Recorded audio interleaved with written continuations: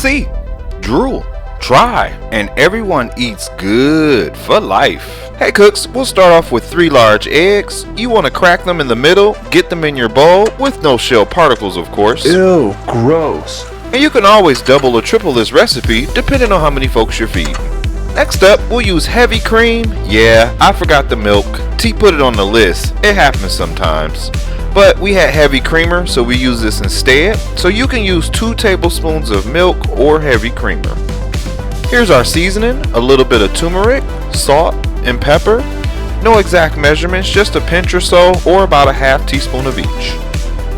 We'll go ahead and pour all that in. Try to spread it all over if you can. This way it'll mix evenly. We have some cheddar jack shredded cheese in the fridge, so we'll use 2 to 3 tablespoons of this, or whatever you have. Grab a fork, and it's time to beat our eggs. And cooks, this recipe is a good one to pair with any one of the breakfast recipes in our breakfast playlist, like buttery fluffy waffles or hot sausage patties. Oh yeah cooks, we got applewood oven cooked bacon coming soon. So check out our channel to feed yourself and your fam. Thanks for the love and support, and don't forget to subscribe.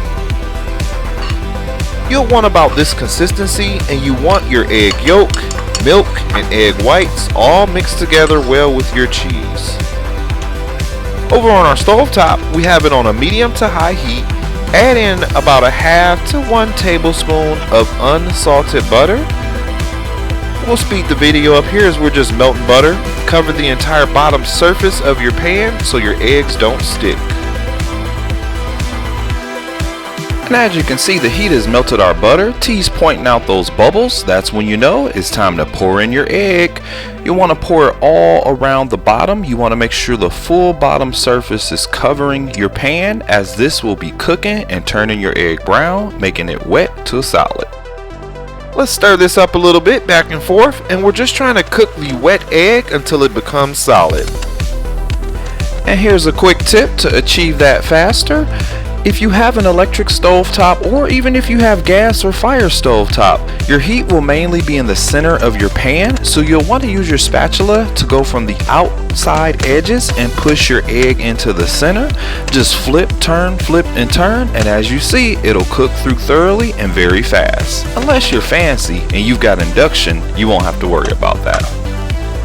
Go ahead and put your lid on, and we'll let them puff up and steam for a little bit. Go ahead and wash and dry your utensil, as now you're working with cooked egg. We don't want any raw egg on our spatula. Take your lid off, give them a final stir, and this is the time to go ahead and break them down. See how there's some big pieces in there? You want to go ahead and use your spatula to cut it up a little bit. Make sure there's no wet egg left. This way you're serving cooked egg to your fam. As a topper before serving, we like to add a little more ground black pepper and a little more cheese on top too. It won't hurt. You like a little more cheese? I like a little more cheese too.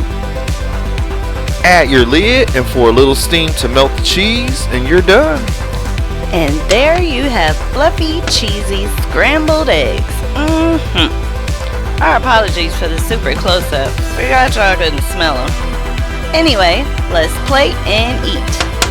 We hope you enjoy them as much as we do. And as always, thanks again for cooking with B&T.